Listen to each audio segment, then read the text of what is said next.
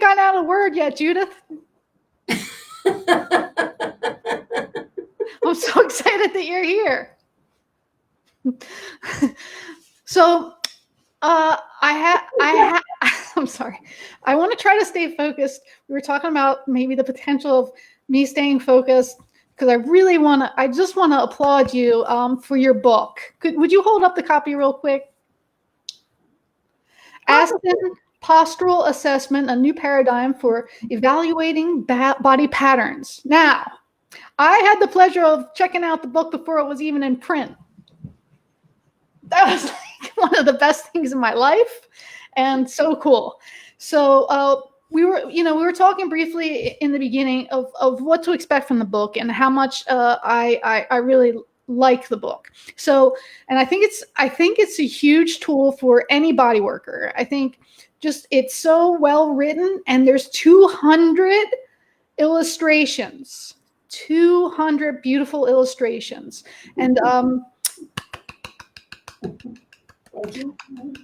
we're going to start backwards too, because I think it's really exciting. I love when brilliant people never forget their mentors. And tell us a little bit about the book and who it's dedicated to, and what made you feel moved to do so. The book is dedicated to Dr. Ida Pauline Rolfe, and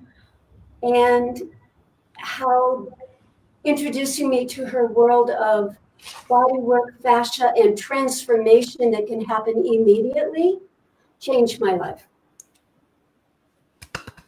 So I also I added the people that trained. I knew so many because I trained with her in 1968, starting in 1968. And I trained with so many people because I assisted her with some classes. I created classes for her that I taught lots of the Rolfers. So I was also dedicating to the Rolfers that trained with her because they have helped spread this work around the world. And she deserves that. I honestly, I had the opportunity to talk to a lot of great people, and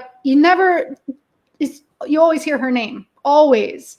And it's just so magical. And what you've done, she probably is doing cartwheels wherever she is, and is just so thrilled at the woman that you've continued to be and become. So it's just real cool.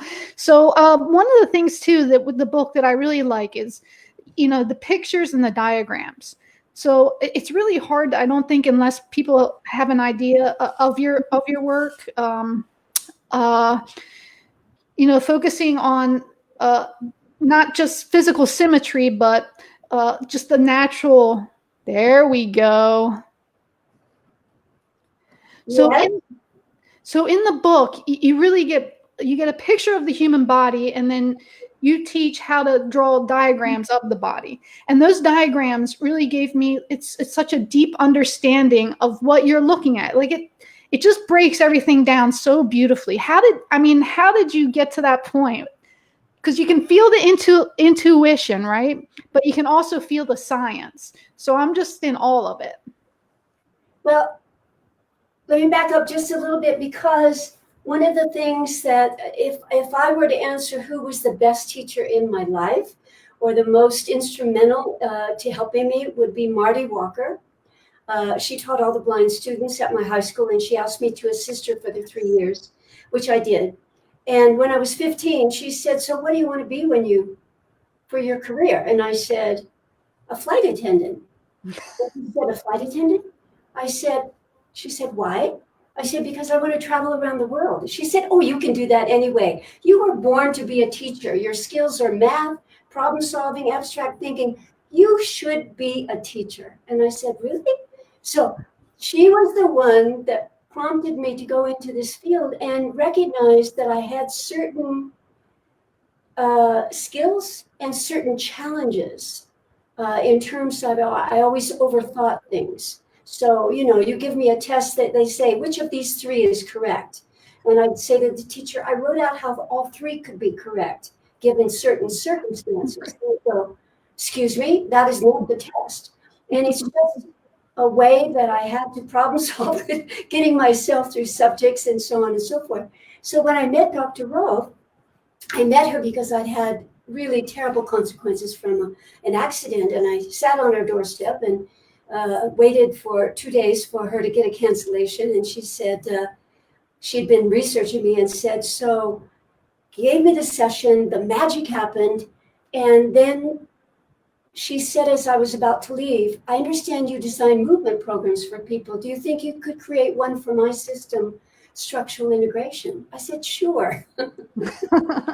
No idea what it's called. But the progression, well, and then she said, good, you'll be in my class in 6 weeks. And I said, how long is the class? She said 6 weeks. And I said, oh my goodness. Anyway, and that's a whole nother story. But the point is, she would take no for an answer.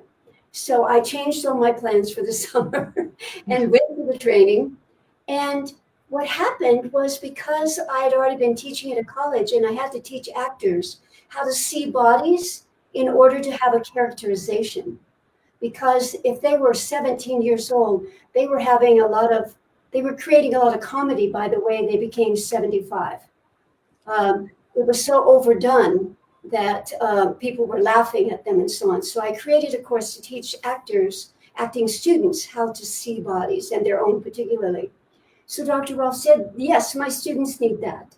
And they need to know how to use their body while they're working. So in her first training in June 1968, in Big Sur, I'm trying to hide in the back room because, sometimes you get called for work. If you're too close or too far away, I found out. People would say, what do you see, Judith? And I'd say, well, the hip is higher on the left and shoulders higher on the right. Yeah. And they'd go up and they'd say, yeah, I see the difference between the shoulder and the pelvis at different angles. And she'd go, oh, that's very good. So people started sneaking back. And so I got this reputation for doing that. So I thought, well, that will definitely be part of the training that I do for the Rolfers. And it grew and it grew. And one of the things that Marty Walker taught me is there's always a way to figure out a better way to help someone learn something. And it happened in the college where I was teaching. I had to come up with different ways to teach this person who was kinesthetic and this person who was visual. This person said, please don't show me, just tell me what it is. I understand by thinking about it. I go, so you learn all of these ways. You teach yourself to problem solve, to be a more well-rounded teacher. And that's what would happen in the class. So I started, because at that time I was using Dr. Rolfe's model and many ballet, modern dance teachers for what was good posture and physical education. It was the plumb line, right? With a plumb line going down through I don't have that page marked, sorry. Going through the ear, shoulder, hip joint, knee, and malleolus, the ankle, so that if you were really in good posture, that was the alignment, okay? And so I was teaching people that and so on, and I wondered why people started looking so stiff. Every time that someone would teach them correct posture, they looked on hold. And this was really bothering me because a moment ago I saw their personality and now they're doing good posture and they've lost themselves. So I realized they were holding on to an idea that wasn't them, but it was supposedly good for them. Mm-hmm. So wanted to figure out ways to help people learn not only how to work with their clients and students, but how to see bodies and how to problem solve it for individuals. So it started with me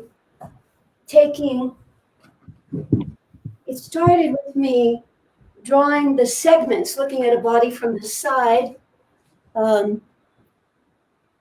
Yes.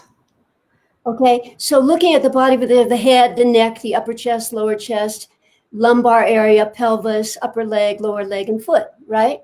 So it started with just drawing balls for people because if they looked at those balls and they saw the alignment, they could see that the pelvis was this far in front of the ankle. Mm-hmm. And the chest was this far away from the pelvis that this went forward, this went back, and often the head then goes forward to compensate.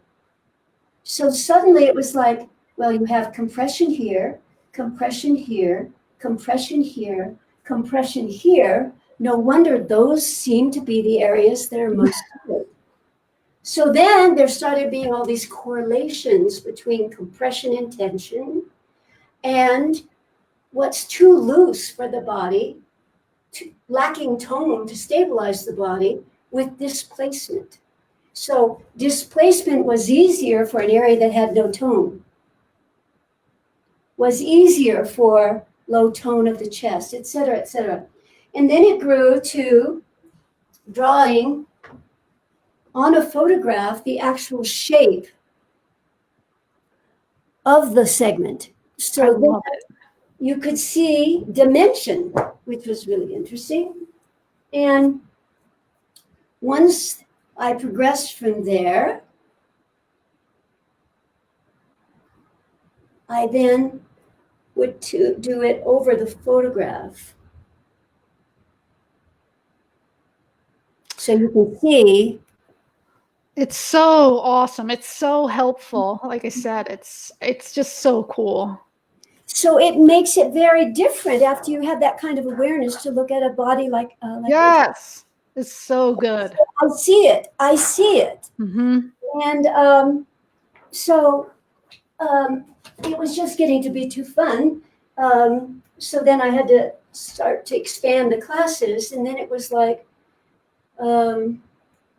by the mid-70s, I was very much into trying to verify what you could see with what you could feel. So I wanted people to understand the difference between hypertonicity and hypo, not enough tonicity, to stabilize or provide optimal function. And that was fascinating because a lot of times what was happening was people were depending on, now Diane, here's where, for me, being in the field of teaching in physical education, dance, theater, psychology, all of those groupings, it was like, oh my goodness, everyone who teaches Pilates should be able to see bodies of their students. Runners, people come for running clinics that I teach and they go, I compete and I've never run that fast. And it's like, well, you were starting off in a compromised alignment. And we do a few little simple movements on the grass, on the grass where they were running. And their body would come to neutral, and then we coach them to run, and they'd go, boy, am I glad I came to your class today. I have a competition tomorrow. It's so true. After working on runners for so long, really, I mean, it's an art.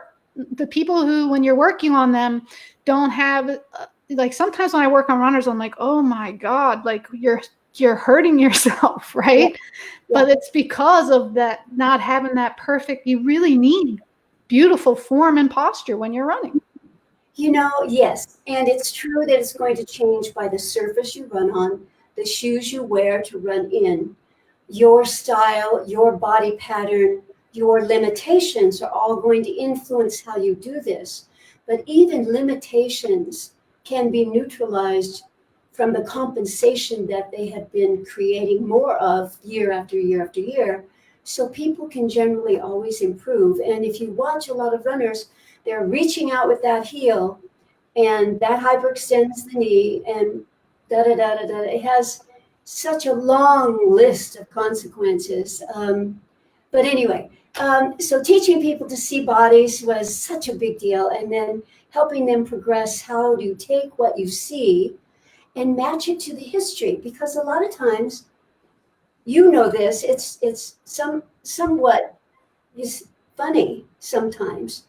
You're working and you're trying to figure out why this particular pattern of this flat back, no curve. The curvatures are pretty much neutralized. It's just flat. And no, I don't have any history. No surgeries. No injuries. No, nothing. And you're working and you get on the area, and it's almost as though when we work on an area, it brings back a memory. And they'll say, oh yeah, well, when I was 7, I was climbing on the roof of our house and I fell. I wasn't supposed to be up there, so I didn't want anyone to know, but I did fall on my back. And you Go, oh. yes, I can still feel that injury. So interesting because of the field that we're in, all of us teachers that do anything with the body, movement, exercise, fitness, body work, massage, coaching, we have an opportunity to help people lessen the negative history and accentuate what's available. And what's available grows into even more available. Oh, well said. I love that. And it's so and too, you know, No audience, you never know what Diane is feeling or thinking. So one of the things too that I think is, like you said too, the body, it'll I always think of it like this, like the body is a 3-dimensional image of what's going on inside, and it tells the story of everything we've been through. It doesn't lie, you know. And it's just so cool that you're, like I said, you're teaching people, and I would highly recommend, just, you got to get this book. It's just we're very visual people, I think. You know, we need to see the body. We need to kind of really take a look at it, and it's nice to be able to break it down with a diagram. I just wanted to show you that first photograph of the gentleman here. This is, can you see that fine? Yeah. Mm-hmm. Mm-hmm. And so he's an athlete. He's really, he really is in good health and form and musculature, really great.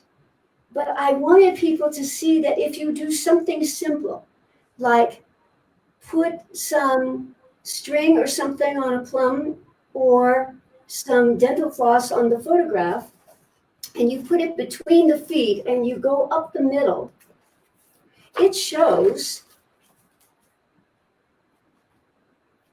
that his right side is narrower than his left.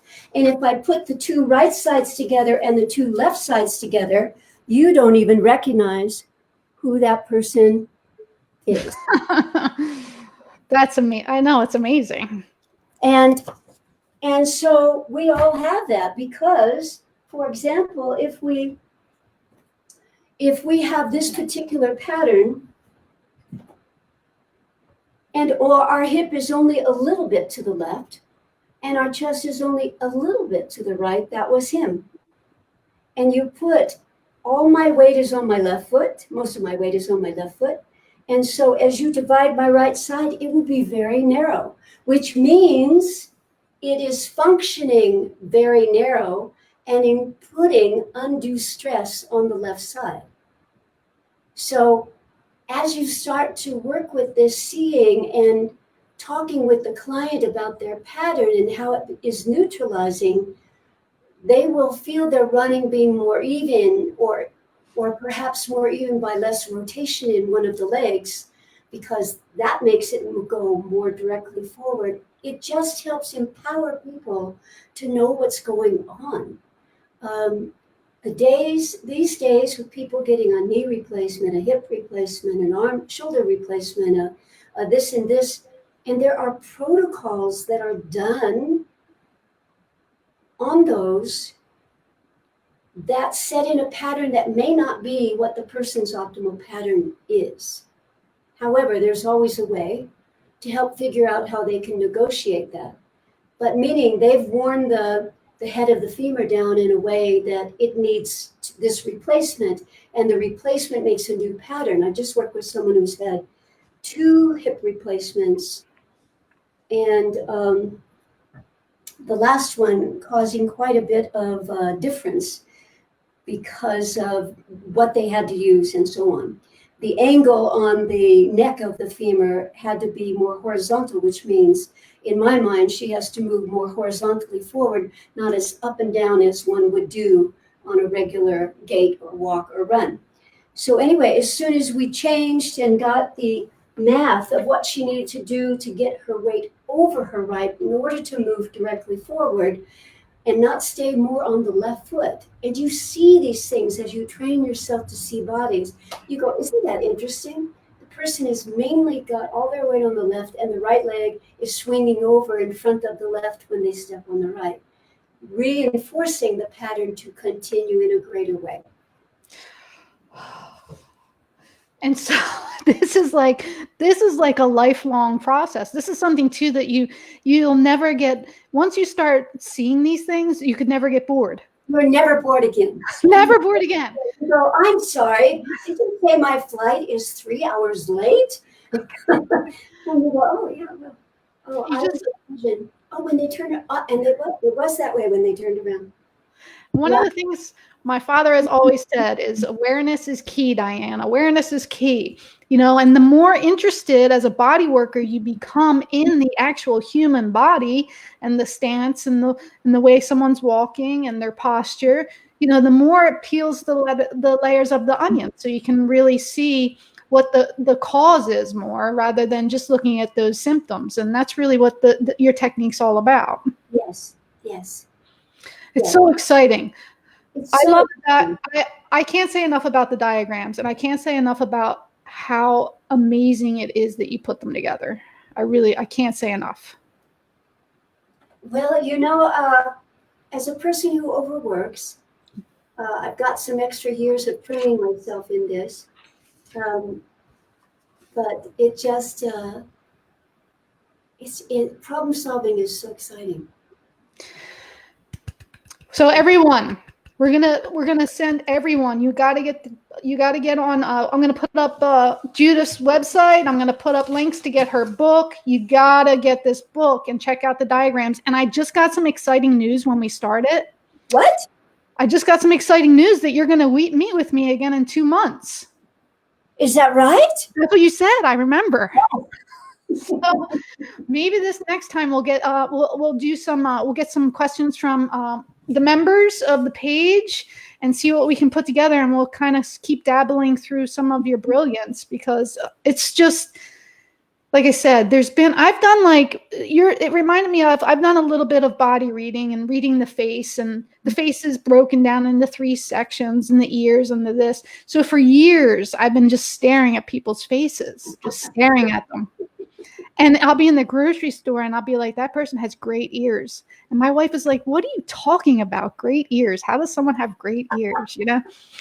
But you add like the whole picture in a very, it's like we were saying earlier, it's in a way that is like for the visual person, and it just takes you into this deeper state of being with the human body. It just helps you see it in a different way, which is going to help you then help your clients. So I'm so thankful for your hard work, and I'm so thankful that you'll hang out with me again in 2 months. Okay, Diane. Thank you so much, and congratulations on your book. Oh, thanks. Yay. So anything else you want to leave us with before we sign off? And please hang tight. I want to catch up with you at the end. Okay, I do want to start a world movement. Oh, cool.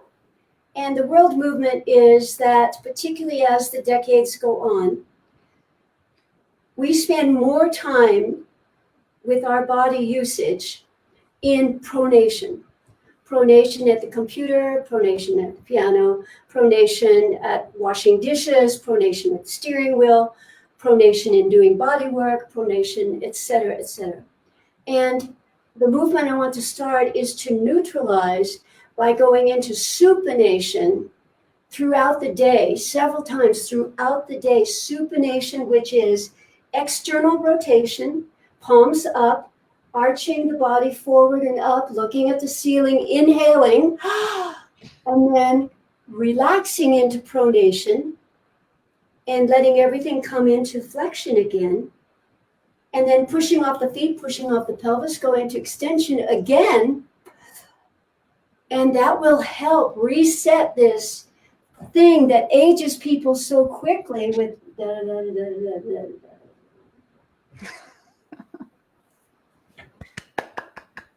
Thank you, Diane. Thank you. It was an honor to have some time with you today. And I'm going to put up all the information you all need. You must get this book and look for Judith on our page. Great. Thank you, Diane.